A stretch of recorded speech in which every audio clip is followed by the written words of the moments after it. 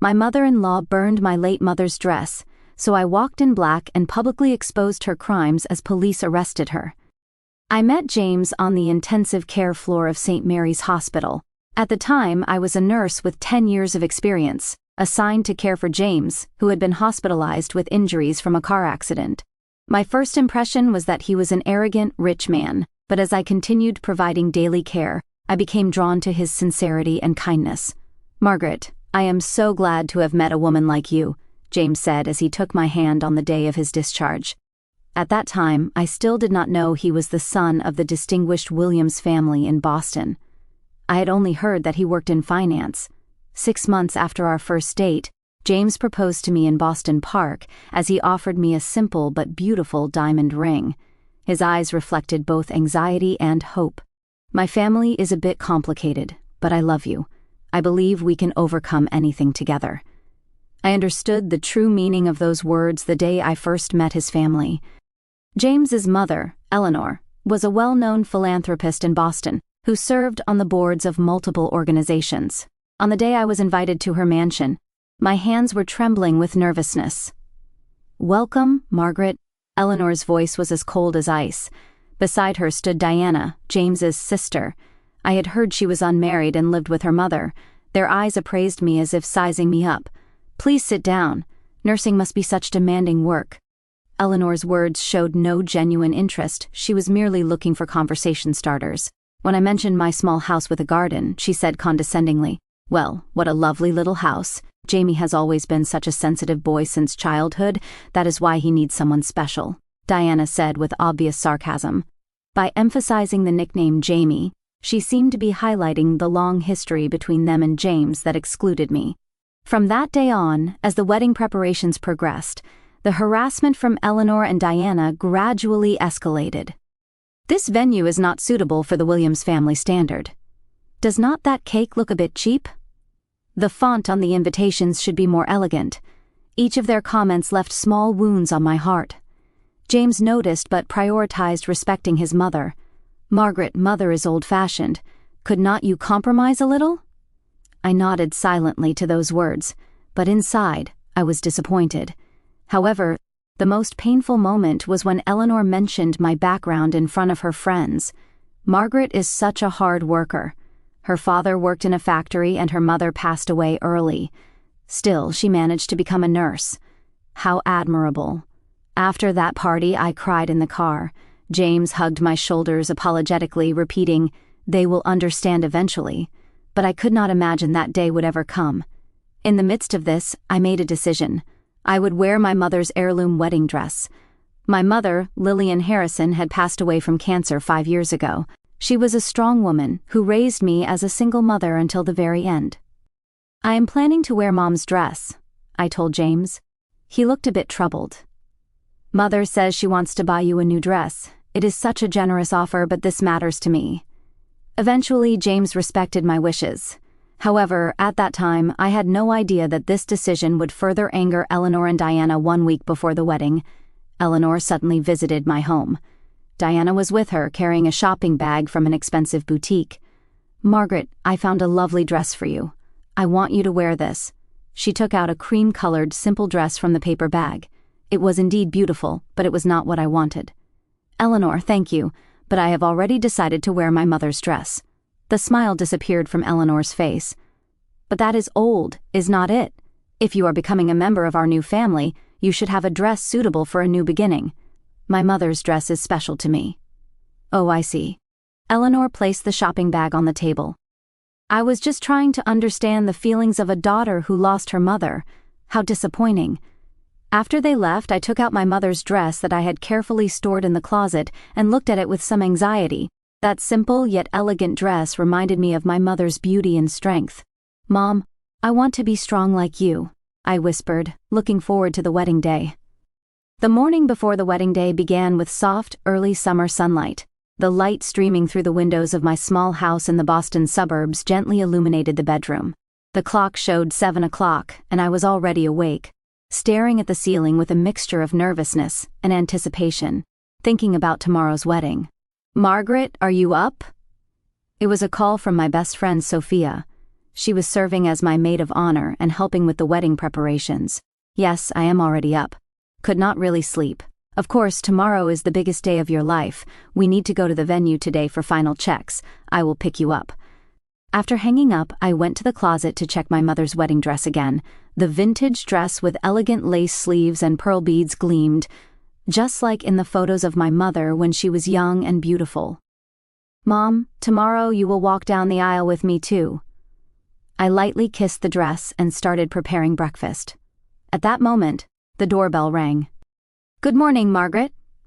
When I opened the door, Eleanor and Diana were standing there. Both were perfectly made up and dressed in expensive brand clothing. Eleanor, Diana, what brings you here so early? We came to help the bride before her big day tomorrow, Eleanor said with a fake smile. Let us help with the final adjustments to your dress. I hesitated. I had a feeling their presence would disrupt my peaceful morning. However, wanting to build a harmonious relationship for James's sake, I reluctantly invited them in. I am sorry, but I need to go for a final check at the venue now. The dress is already adjusted. Oh, but we came all this way. Diana's expression showed obvious dissatisfaction. Besides, we want to check the venue too. But Margaret, we just want to help. Eleanor's voice had something cold lurking in it. We can wait here while you are at the venue. When you return, we can have tea. Unable to find a reason to refuse, I reluctantly agreed. When Sophia came to pick me up, I left the house with an uneasy feeling. Are those two really okay to leave alone? Sophia asked as she drove. Honestly, I do not know, but we are going to be family, so I need to try to meet them halfway. Sophia bit her lip in dissatisfaction, but said nothing more. The venue check took longer than expected. Final meetings with the florist, seating arrangements, changes to the catering menu. Small problems kept emerging. Before I knew it, dusk had fallen outside. I need to get back quickly. I looked at the clock, worried Eleanor and Diana might still be at the house. On the way home, my heart was filled with an inexplicable anxiety. When Sophia's car stopped in front of the house, I immediately noticed something was wrong. Thin smoke was rising from the garden. What is this? I jumped out of the car and rushed to the garden. What I saw there took my breath away. The remains of a small bonfire in the corner of the garden, and in the ashes, white cloth scraps and pearl beads. Mom's dress! I knelt down and picked up the remaining pearls from the ashes with trembling hands. The dress was almost completely burned, barely recognizable. I raised my face at the sound of voices coming from the living room. Margaret, you are back. Eleanor and Diana came out onto the terrace. Their expressions showed superficial concern. Why did you do this? My voice was trembling. What are you talking about? Eleanor feigned innocence. Did not I say old dresses are unlucky? Besides, the iron fell over accidentally. I am really sorry. If the iron fell over, why is the dress burning in the garden? Sophia confronted them, unable to contain her anger. We carried it outside in a panic, Diana answered. It would have been terrible if the house had caught fire, right? I was speechless. Their lie was obvious. They had deliberately burned my mother's dress, but their expressions were perfectly composed. I am calling James. I took out my phone. Yes, do that, but he is probably busy now, Eleanor said calmly. Besides, even if he comes, the burned dress will not come back. When I called James, his response disappointed me. What? Mother deliberately burned the dress? That is impossible, Margaret. Mother may be old-fashioned, but she is not the type to do such mean things. But James, tomorrow is an important day. Please do not take on extra stress. I am busy with final arrangements. I will call you later. After hanging up, I was overwhelmed with despair. Eleanor and Diana looked down at me with triumphant expressions. For tomorrow, why do not you wear the dress we chose? Eleanor suggested in a sweet voice. Jamie would be pleased. After they left, I sat in front of the remains of my mother's dress with Sophia. What should I do, Margaret? We need to find another dress for tomorrow. Sophia hugged my shoulders. I will call my friend's boutique. It might not be too late. In desperation, I stood up and took my mother's photo. There was a small pocket on the back of the photo, and an old USB drive fell out. It had a small label attached that said keepsake. At this moment, a strange calmness spread through my heart. I decided to wear a black dress to the wedding tomorrow, and I decided to check what this USB drive my mother had left meant. Sophia, can you borrow a black evening dress? I will wear that tomorrow. Black? But for a wedding? Yes, black, and let us check what is on this USB now. When I inserted the USB into the computer, there was a folder titled, Open in Emergency Only. With trembling hands, I clicked on it, and surprising materials about the Williams family appeared, along with detailed instructions on how to install surveillance cameras in my house. Mother had prepared something to protect me until the end. On the morning of the wedding day, I woke up with quiet determination. The light coming through the window was bright, announcing the beginning of a perfect wedding day. But my heart was in turmoil, like a storm. Margaret, are you ready? Sophia entered the bedroom with makeup tools. Her eyes showed concern. Yes, I nodded, though I barely slept last night. On the bed lay the black dress Sophia had borrowed from a friend the night before. It was a simple yet elegant design, with an open back and a floor-length mermaid line at the hem. It was more of a formal evening dress for a high-end restaurant or gala dinner than a wedding dress. Are you really going through with this? Sophia asked anxiously. Yes, there is no other choice. With those words, I remembered the contents of the USB drive I had found last night. It contained data from surveillance cameras my mother had secretly installed in our house, materials about the Williams family's fraudulent charitable activities, and a letter to me. Margaret, if my intuition is correct, the day may come when you will need this information, especially when your involvement with that family deepens. The letter, written 5 years ago, showed that my mother had been concerned about my future. She had worked briefly for the Williams family's charity organization and knew their true faces. When we were ready, I headed to the venue with Sophia. The old stone church was beautifully decorated with white flowers and bustling with about 200 guests. When we entered the waiting room, the bridesmaids greeted me with worried faces. Margaret, that dress. Interrupting their words, I quietly said, Do not worry, everything is according to plan. I found Tom, a venue staff member, at the back of the church and handed him the USB drive. Please play the file named for venue 15 minutes after the ceremony starts. He looked puzzled, but after hearing my situation, he agreed. Tom was a friend from college and knew how badly I had been treated by Eleanor and Diana. And then the fateful moment arrived. The church organ began playing the wedding march, and the large doors opened. I took a deep breath and stepped onto the central aisle of the church, dressed in black. A murmur spread through the venue. Voices of surprise and confusion echoed softly, and some guests covered their mouths with their hands, whispering to each other. At the end of the aisle stood James in a tuxedo with a confused expression, and beside him, Eleanor and Diana wore smiles full of superiority. Looks like morning clothes, Diana's whisper was loud enough to reach nearby guests. How pitiful. She just wants attention, Eleanor chimed in. Ignoring their words, I continued walking down the aisle with dignity. When I reached James, he silently mouthed, "Why?" I just smiled without answering. The minister began the ceremony and we stood facing each other. As the minister's words continued, I glanced at the clock. It was just a few minutes until the promised time. We are gathered here to celebrate the marriage of Margaret Harrison and James Williams. As the minister's voice echoed, suddenly the screen mounted on the side wall of the church lit up. Murmurs again enveloped the venue, and the minister paused mid-sentence. The screen showed my living room. The date and time stamp indicated it was from yesterday. Eleanor and Diana appeared in the video, and there was a clear image of them handling my mother's wedding dress. Now she will have to wear the dress I chose. Eleanor's cruel voice echoed throughout the church. Such an old-fashioned dress, even mourning clothes would be better, Diana said with a laugh. The two of them deliberately set fire to the dress with a lighter and carried it out to the garden to burn. Many guests gasped in shock as they watched the precious heirloom turn to ashes, accompanied by their laughter. The video continued, revealing various harassments that Eleanor and Diana had carried out over the past few months. Scenes of them hiding invitations, canceling cake orders by phone, and spreading false rumors about my friends. "Stop this, right now."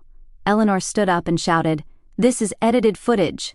Diana also hurriedly stood up and called out, "Someone turn off the screen." But the video continued. This time, it showed footage from an earlier date, revealing evidence of Eleanor misappropriating funds from the Williams family's charitable foundation for personal purposes.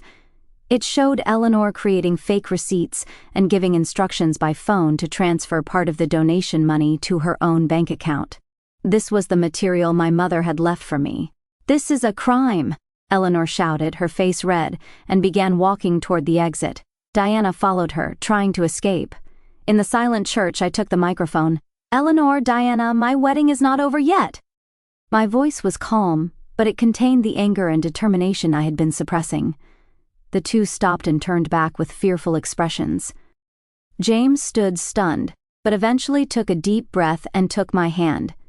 His eyes reflected sadness, anger, and determination. "Margaret, I did not know that my mother and sister were so—" His voice was trembling. "I wanted you to know," I quietly answered.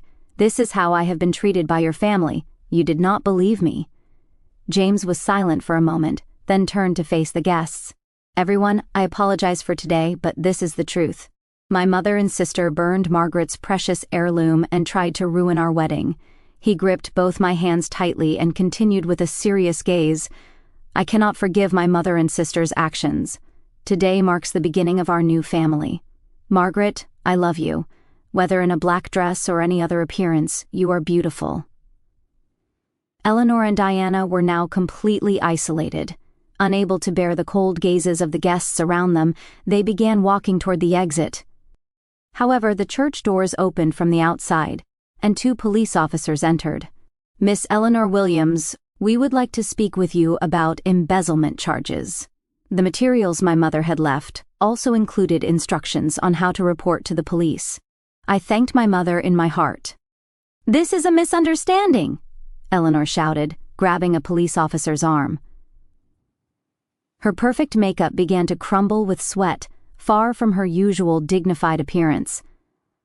Diana stood behind her mother, wiping tears with a handkerchief.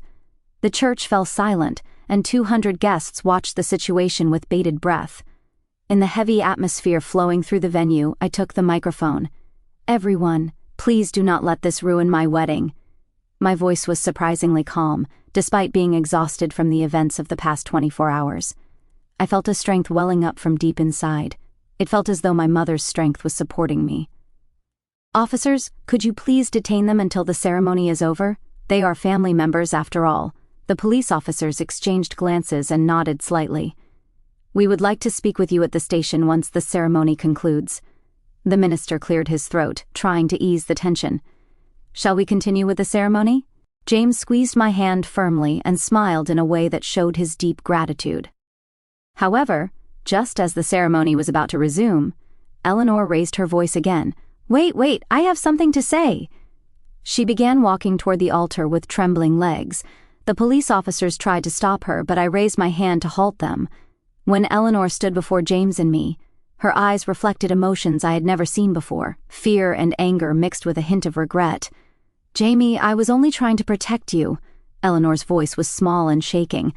"I could not believe this woman was worthy of you when I think about our family's traditions and honor." "That is enough, Mother." James's voice was cold. The video said it all. "You burned Margaret's precious heirloom out of pure malice. Not only that, but you have been hurting Margaret for a long time. I cannot defend such actions." The blood drained from Eleanor's face. She had placed her last hope in her son. "But I thought I was doing what was best for you." "No, Eleanor," I said quietly. "You did it for yourself. What you wanted to protect was your own status and superficial honor, not true family bonds." "Be quiet." Eleanor's anger exploded. "What do you know? I have devoted everything to protecting the Williams family honor for 30 years. "Mother," James interrupted with a strong tone. "What you have been protecting is just appearances. You have embezzled foundation money, looked down on others, and eliminated anyone who did not go along with your wishes. That is not family or honor." At this point, Diana stepped forward. Her eyes were red and her makeup had smudged. "It is all Mother's fault," she suddenly cried out. "I just did what I was told. Mother was the one who said to burn the dress." Eleanor looked at her daughter with an expression of disbelief. "Diana, I am sick of it." Diana continued crying. "I have always done what Mother said. College, work, all paths Mother chose. I wanted to live my own life too."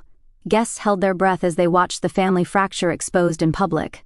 The confrontation between Eleanor and Diana was an outburst of genuine feelings that had been suppressed for years. In the midst of this chaos, James suddenly knelt before me. A murmur rose from the audience. "Margaret!" His voice echoed throughout the church. "I do not expect you to forgive my mother and sister for burning your mother's dress, but I want to protect you for the rest of my life. I am sorry for what happened today, but at the same time, I am glad the truth has come to light." He took a velvet box from his pocket. Inside was a simple and beautiful wedding ring, separate from the engagement ring I was already wearing. "Let us create our own family from today, Margaret. I ask you again, will you be my wife?" In that moment, the atmosphere in the church changed from tension and conflict to a stillness filled with hope. Tears fell from my eyes. "Yes, James, of course I will." I took his hand and helped him stand up. Then we embraced tightly. Applause erupted from the venue, and voices of blessing echoed. Eleanor and Diana had become out of place. The police officers approached them and quietly urged them to leave the church. The two of them looked back one last time and gazed at James and me. Eleanor's eyes showed a color of defeat I had never seen before. She said nothing, just nodded slightly.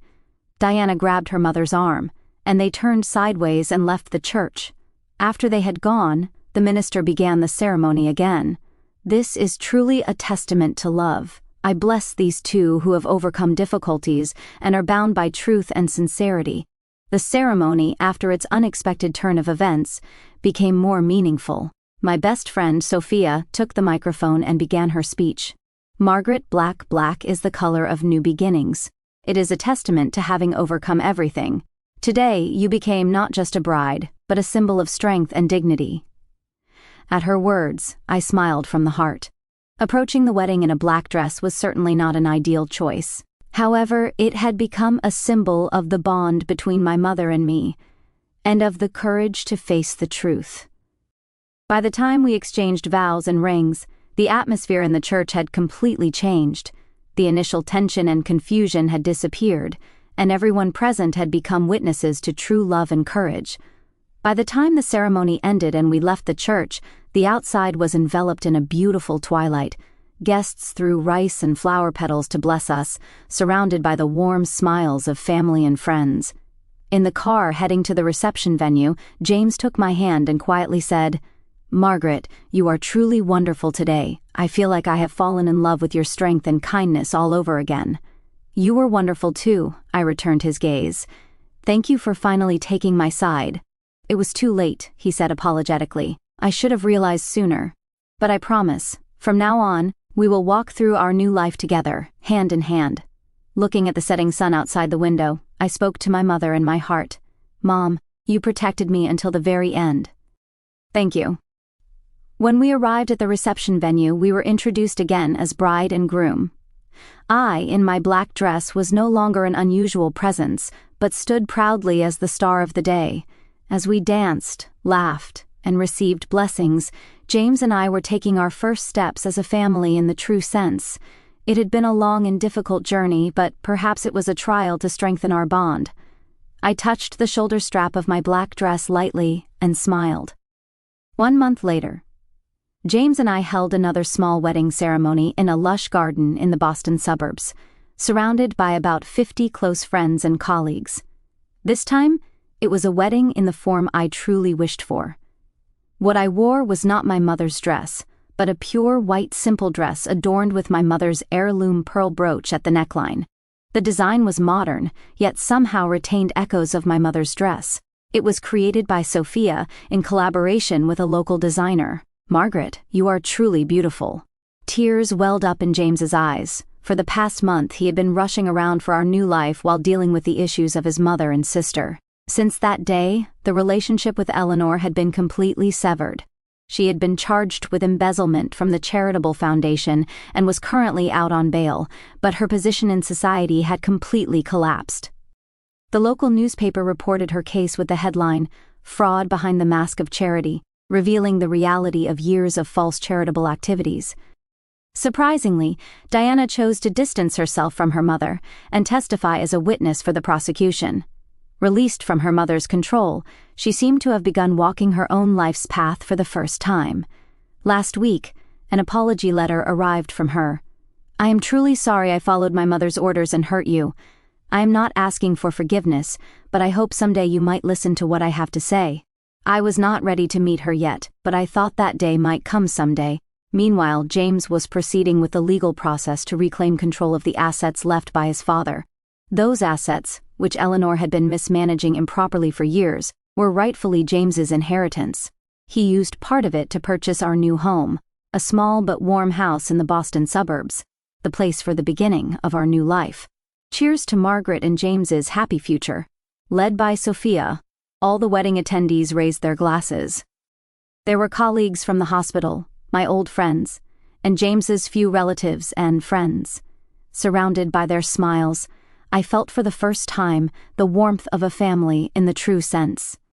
During the ceremony, James suddenly took the microphone and declared before the attendees, "From today, I will dissolve the foundation established by my mother and create a new Lillian Memorial Fund. This fund will support single mothers and their children." When I heard those words, tears flowed from my eyes. My mother's name would become a symbol of new charitable activities, spreading goodwill in the true sense. There could be no greater gift. 1 year after the wedding, a new life was added to our family. The little girl was named Lillian, the same as my mother. Holding her small hand, I spoke to my mother's photo. "Mom, just as you protected me until the end, now it is my turn to protect this child." With our daughter in a baby carrier, James and I planted a young apple tree in the garden of our new home. It symbolized the growth of our family, and at the same time it was a symbol of strength passed down from my mother to me, and then to my daughter. Remembering my mother who loved apple pie, I smiled slightly. The story that began on the day I walked down the aisle in a black dress continues into a new life built on overcoming hardships and on stronger bonds and truth. That was the last and greatest gift my mother left for me.